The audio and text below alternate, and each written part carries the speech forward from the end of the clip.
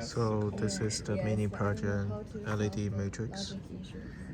It's the code running, and here's the board. Yes. Right now, my conditional Here's statement the is Can you show me controller. like what you was? 0, when 1, I press the button, it detects successfully, but it flashes Okay.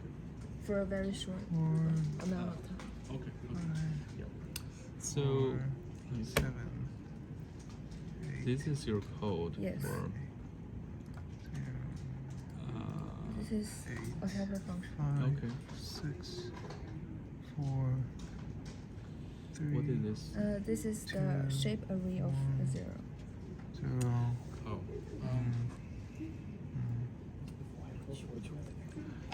The issue here is that That's the project. That's it.